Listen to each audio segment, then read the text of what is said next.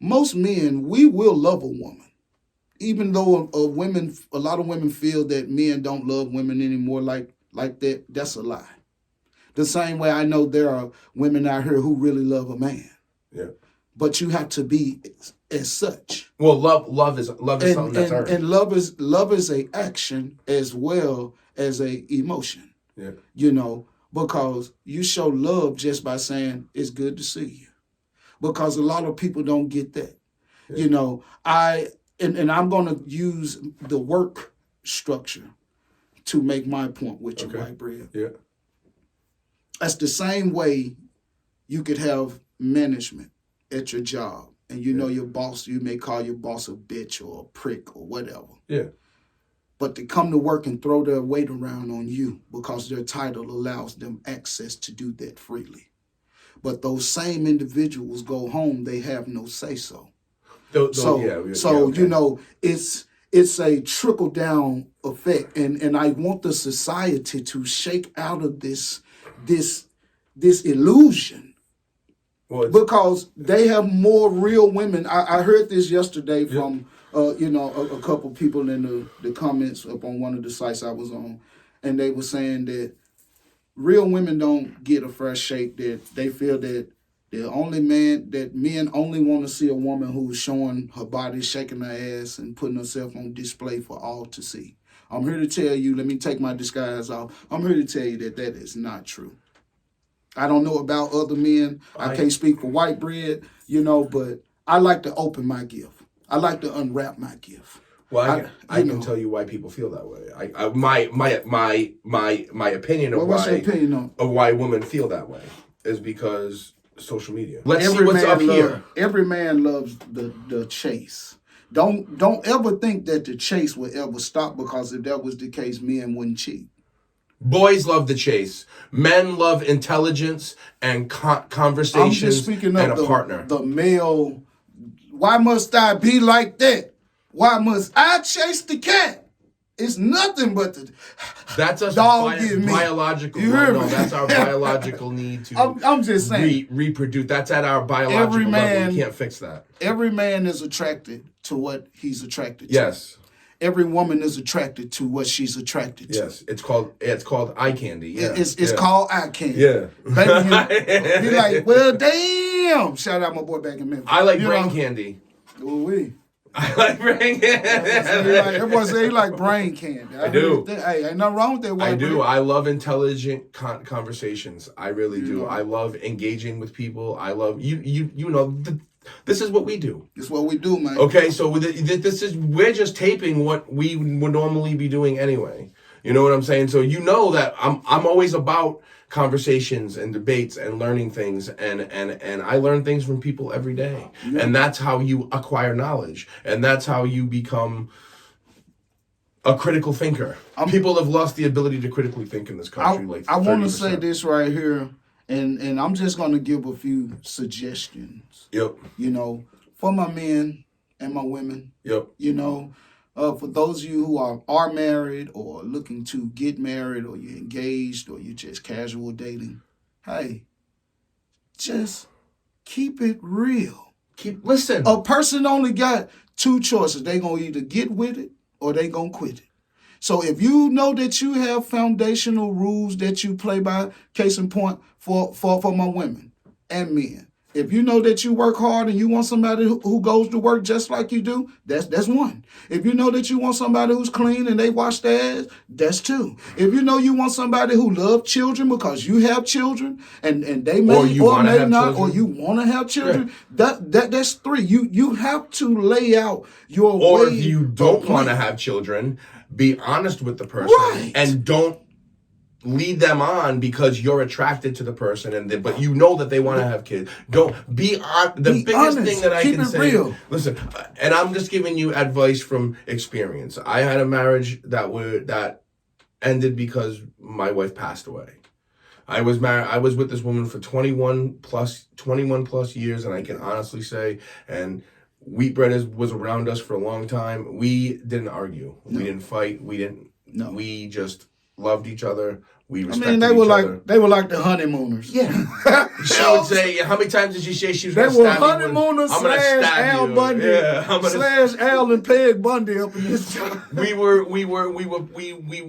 created balance. Right. Okay. If I had negative energy, she created. She was really the yin one day, and he'll be the yang, vice versa. And vice versa. If she was, and that's how you support each other, and that's the key to a happy marriage. The key to any it doesn't have to be a marriage. I'm just saying relationship. Okay, if your partner is struggling with something, like Johnny Depp was struggling, and or like Marilyn was struggling, or people who have spouses who have alcohol abuse problems, or drug abuse problems, or weight problems, or whatever problems that your spouse has, it's always going to work better. You guys will always be able to solve it better as a team. And I feel like if people just learned to respect each other a little bit more and really take your vows, you're standing in front of God. Most people Especially get married if you're in church. Most people, if you're married, most people get married in church. Not all people, not everybody believes in God. But even if you don't, you stood up in front of a judge and you declared your love for another person. And you said that you would be there through thick and thin, through sick times and good, through to love, honor, and obey. Come on. Well, obey should be taken out because obey is not, that's not me. But a man obeys his wife too. The same, it's a give and take because I think obeys a. I know it may be a strong word. It's an archaic term. It's a broad statement that most people get defensive against it because when you say obey, like I'm in charge, that woman to that man, she's in charge to a certain degree because if that woman is happy, the house is happy. The same way, if your man is taken care of, your man will go out and make sure that you straight. How do you define obey? Me. Because this comes to a man and when I think of obey, I'm not taking it in its literal form because nobody has to do nothing because hey, you ain't got but one thing. I think they should wait on you to kick the bucket. That's the only thing we all got. I think they should change obey to cherish, like love, honor, and cherish. Love, honor, and cherish. But see, that's why a lot of people write their vows. But yeah. I'm gonna wrap it up real quick with you. I just want to say, when as we sit here and we finish looking at all of these things, we have to remember, especially if you have a family, you have to remember the impact that this has on the children. And you have to remember that what they see, they are not going to forget, especially if they're small. If they're little, they paying attention to everything. Well, I think the first. And hold up, I'm gonna let you tackle it, White Bread, because I lost a daughter. White Bread has 3 beautiful kids, and White Bread has been doing it. So I'm gonna let him really touch on it. But I just wanted to make sure I brought that up. It not only affects the 2 people, it affects the kids more than it will you. Because if your children love both mom and dad, and now you put them in a position where they have to choose, that's not fair. No. Because a child deserves to be happy, have a smile on their face every day, and be given a mindset of opportunity. Well, it's not from the child. Both sides. It's not the child's fault when 2 adults decide to act irresponsibly and not uphold their vows, not uphold what they said that they were going to do. You know what I mean? So I've been so my parents divorced. My dad stepped out on my mom, cheated on my mother. My mother found out about it. They split up. My parents got divorced when I was Zoe's age. So Zoe, my youngest daughter's 10. And so that's why I ask you to make sure from a dad standpoint, we can't forget the kids. Whenever parents are bickering, parents are disagreeing, whatever adjective you put on the situation, you can't forget the impact on the kids. The impact on the kids, and with that being said, White Bread, I'm going to say that I lean more to Johnny Depp's side on this situation because, to me, once they divorced, if Johnny Depp really had a problem with her, he would have came out and said something. But I feel like she put him in a defensive state. Listen, I think that they both have fault, but I think Amber Heard, from the testimony that I've heard from Johnny Depp, now we haven't heard from Amber Heard yet, but we heard her lawyer presented the evidence that she's going to go with when they cross-examined I haven't heard Johnny Depp's lawyers cross-examine her. Right. But I'm sure there's more to come with that. Right. But as far as what I see Amber Heard and Johnny Depp got married. Johnny Depp started going through some problems. Amber Heard did nothing to support him. She did nothing but, according to other people around, this isn't just Johnny Depp. I read up on this a little bit. They never heard Johnny Depp. They've never seen him physically abuse her. Did they get into arguments? Sure. Absolutely. Was she the instigator of most of the arguments? Sure. So I'd say Johnny Depp was just a victim of a woman who turned out to be an unsupportive wife. And this happens to men and women every day in this country. And I will always take the side of the spouse who is not supported. Because my wife needed support and I supported her. Through and through. Through and through to the very, very end. Yes, sir. I salute you, end. white bread. And that's what married men and women should do. They should keep that in mind. You didn't marry this person just for when they were at their best. Yeah. You didn't marry them just because they're going to be that guy all the time or that woman all the time. Everyone's human. Everyone has bad days, bad months, bad years. Yeah. Bad years.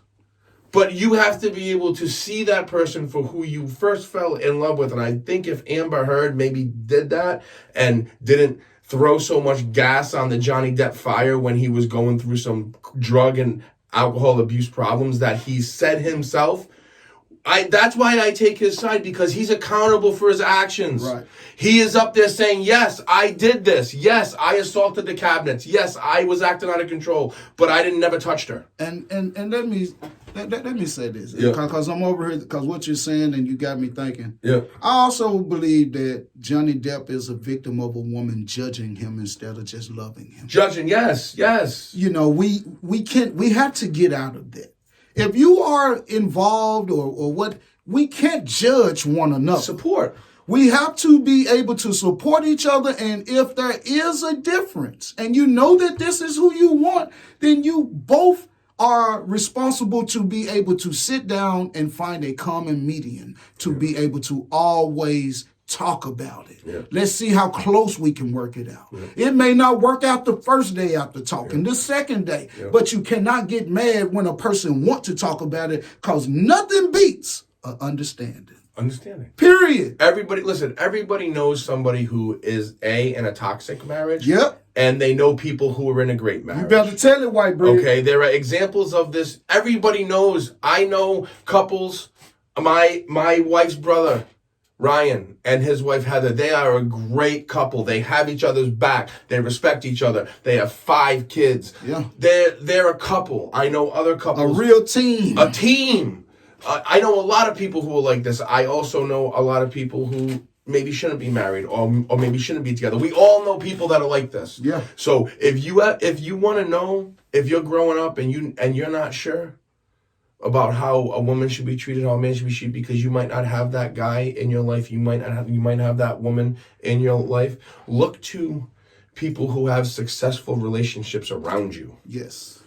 Look at how they treat each other. You have role models in your life that you might not even know. All right, so I think we're just going to wrap up here by saying that we both feel like different things could have been done. Both people were ultimately. I think Johnny Depp is the victim of a woman who didn't have the same intentions in this marriage, and unfortunately, and for those of you who are watching it all. If you are in a situation or you're involved and you're frustrated, hey, you have to, you know that person better than I do. You have to find a way to communicate. And if there is no communication and a person doesn't want to, because it doesn't mean much now, I'm going to tell you something, folks, don't miss it until it's gone. And if you have to remove yourself from a toxic situation, then that's what you should do.